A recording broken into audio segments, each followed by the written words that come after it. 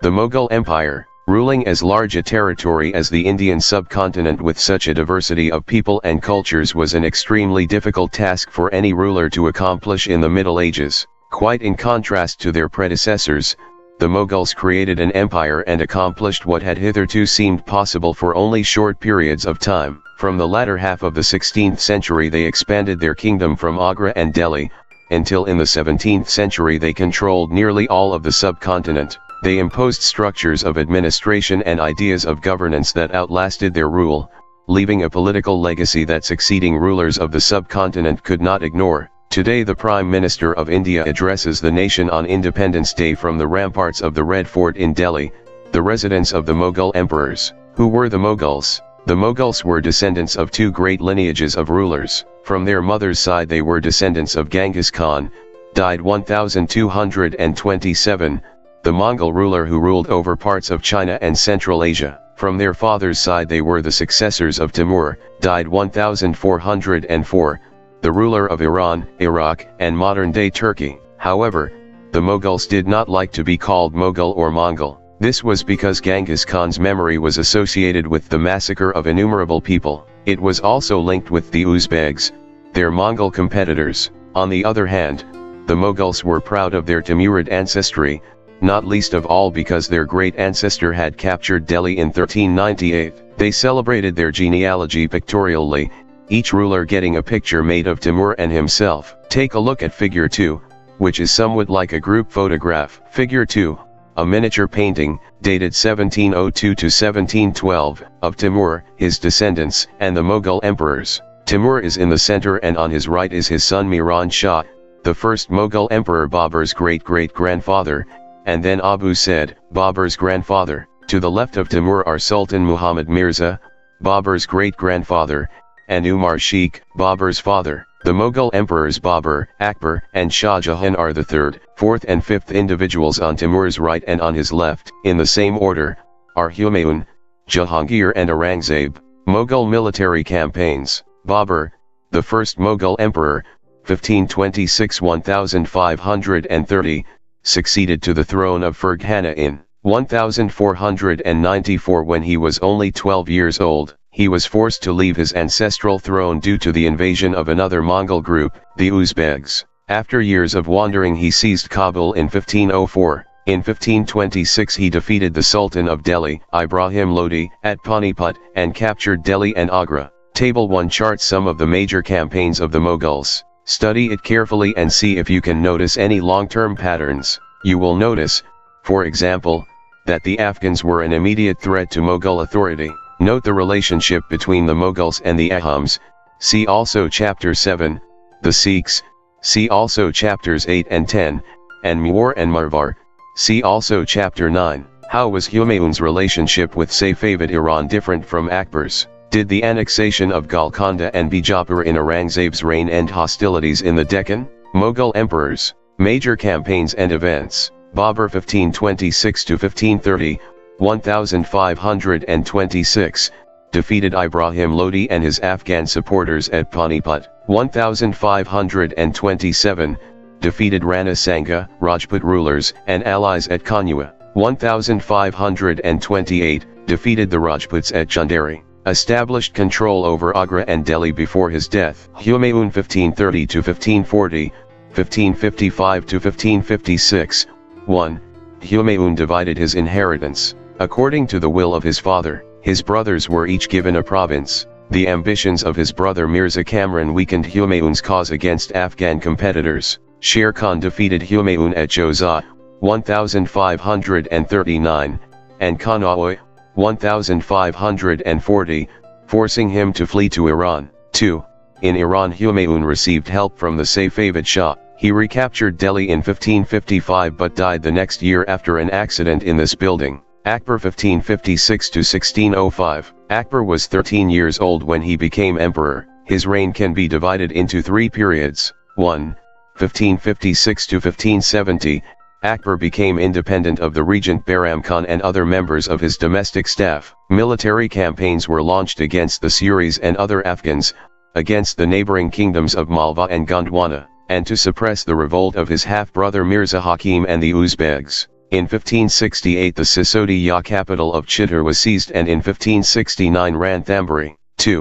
1570 to 1585, military campaigns in Gujarat were followed by campaigns in the east in Bihar, Bengal, and Orissa. These campaigns were complicated by the 1579 to 1580 revolt in support of Mirza Hakim. 3.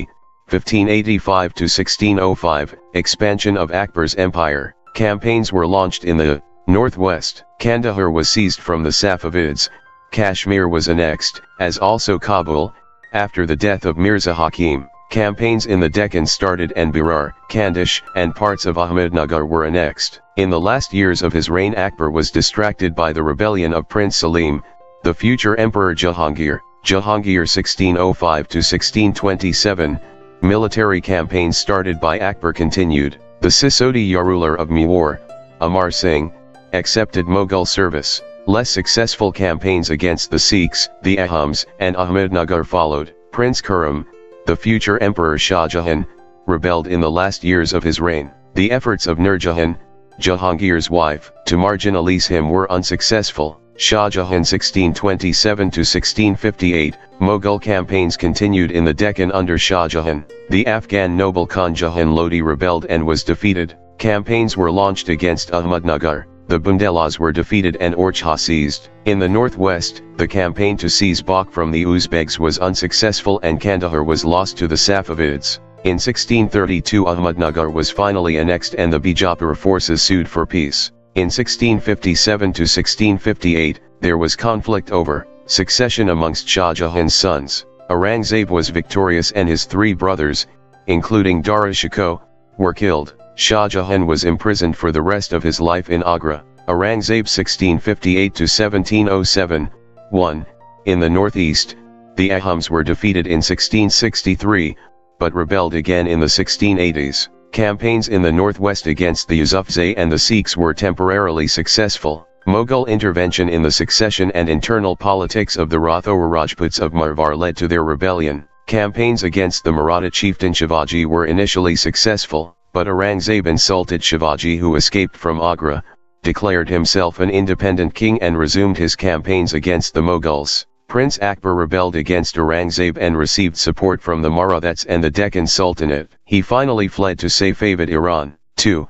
After Akbar's rebellion, Aurangzeb sent armies against the Deccan Sultanates. Bijapur was annexed in 1685 and Golconda in 1687. From 1698 Aurangzeb personally managed campaigns in the Deccan against the Marathas, who started guerrilla warfare. Aurangzeb also had to face the rebellion in North India of the Sikhs, Jats, and Satnamis, in the northeast of the Ahams, and in the Deccan of the Marathas. His death was followed by a succession conflict amongst his sons. Mughal traditions of succession. The Mughals did not believe in the rule of primogeniture, where the eldest son inherited his father's estate. Instead they followed the Mughal and Timurid custom of coparcenary inheritance, or a division of the inheritance amongst all the sons. Follow the highlighted passages in Table 1, and note the evidence for rebellions by Mughal princes. Which do you think is a fairer division of inheritance, primogeniture or coparcenary? Mughal relations with other rulers. Take a look at Table 1 once again.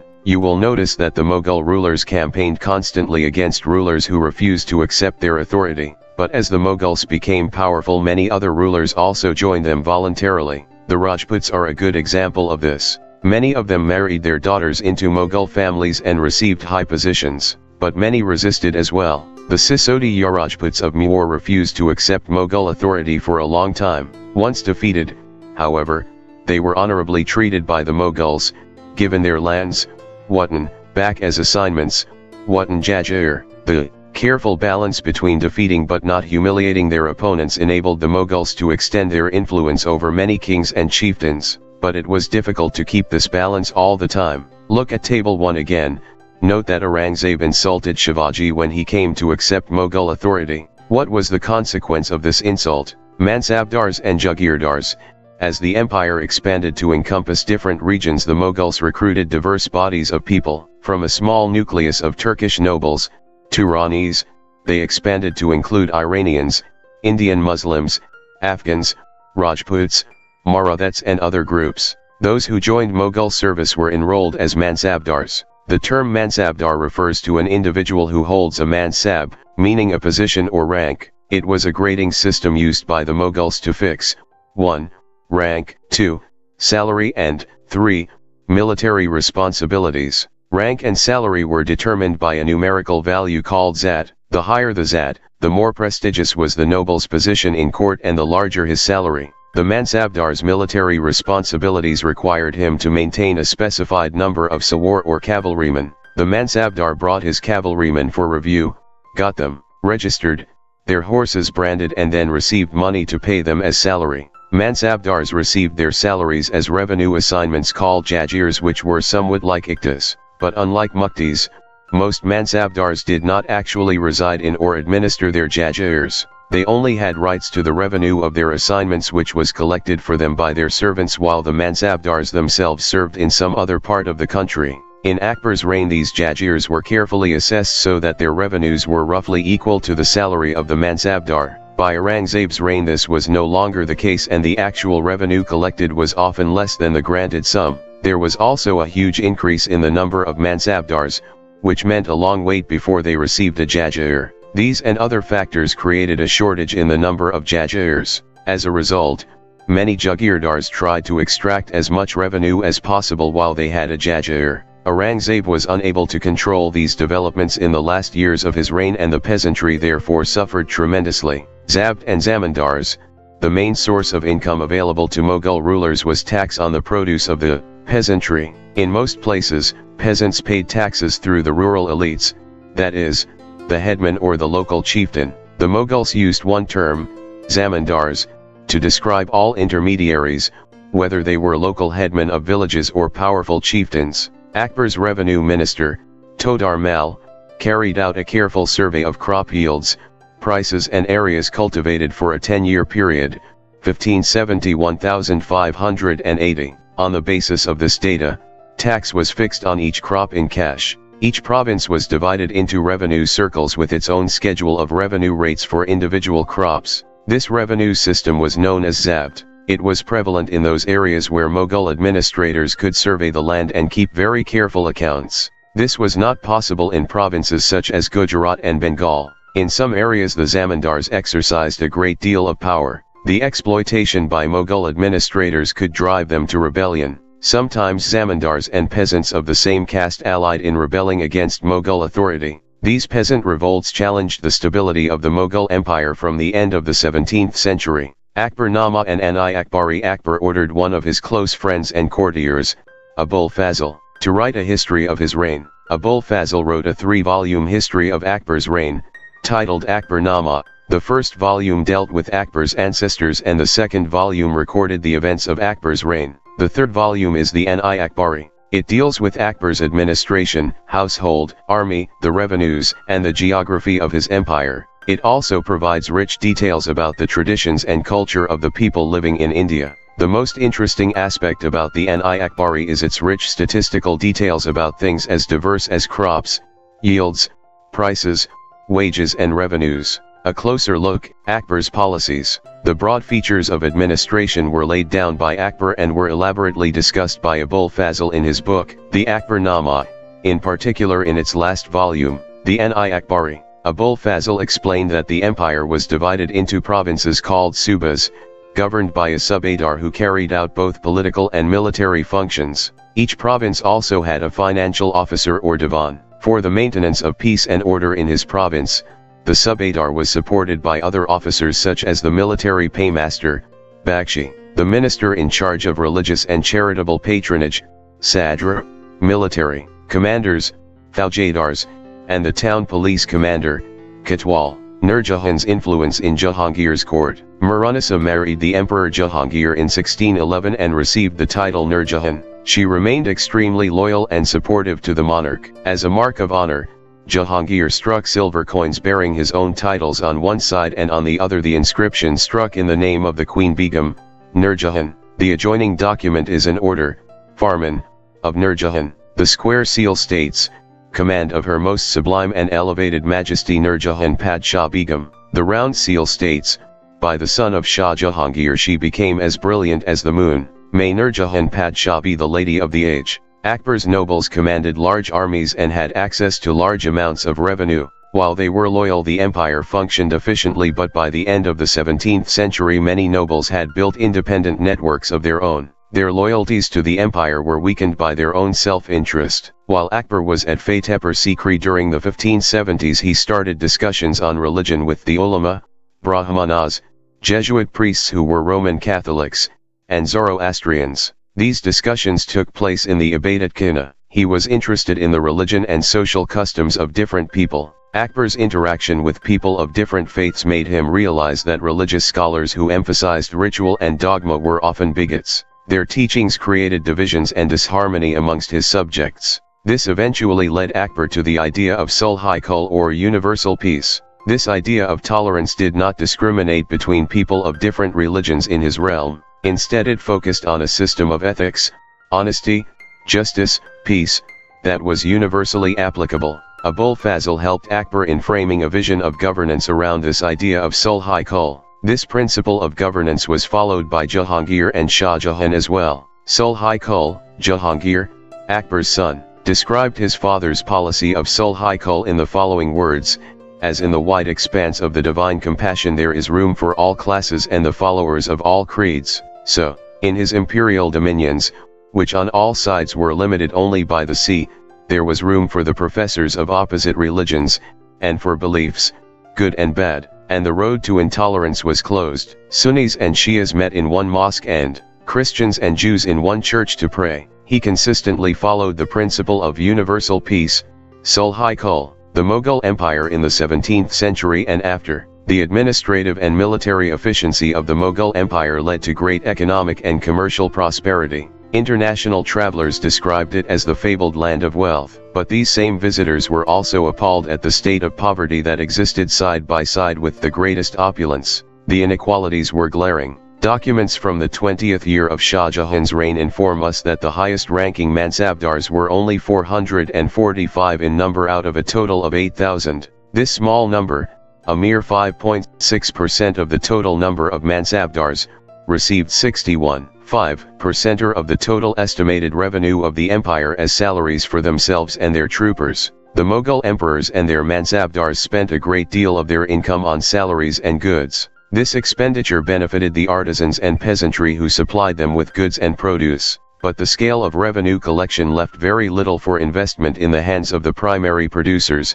the peasant and the artisan. The poorest amongst them lived from hand to mouth, and they could hardly consider investing in additional resources, tools and supplies, to increase productivity. The wealthier peasantry and artisanal groups, the merchants and bankers, profited in this economic world. The enormous wealth and resources commanded by the Mughal elite made them an extremely powerful group of people in the late 17th century. As the authority of the Mughal emperor slowly declined, his servants emerged as powerful centers of power in the regions. They constituted new dynasties and held command of provinces like Hyderabad and Awadh. Although they continued to recognize the Mughal emperor in Delhi as their master, by the 18th century the provinces of the empire had consolidated their independent political identities. We will read more about them in Chapter 10. Kings and Queens. There were several great monarchs, all near contemporaries, in different parts of the world in the 16th century. These included the ruler of Ottoman Turkey,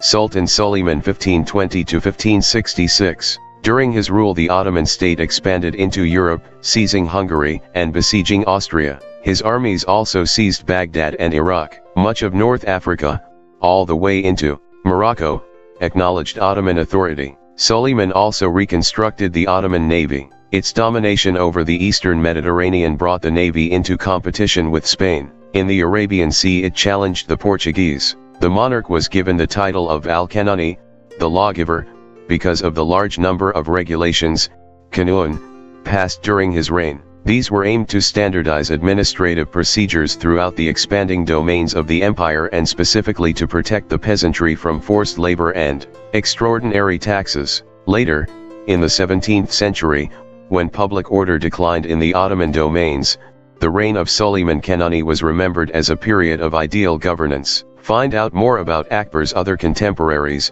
The ruler of England, Queen Elizabeth I, 1558–1603. The Safavid ruler of Iran, Shah Abbas, 1588 to 1629, and the more controversial Russian ruler, Tsar Ivan IV Vasilyevich, also called Ivan the Terrible, 1530 to 1584. Imagine, you have inherited a kingdom. Remember, Babur and Akbar were about your age when they became rulers. How would you make your kingdom stable and prosperous? Keywords: Mughal, Mansab, Jagir, Zad, Sawar, Sulhaikul, primogeniture, coparcenary, Zabt, Zamindar.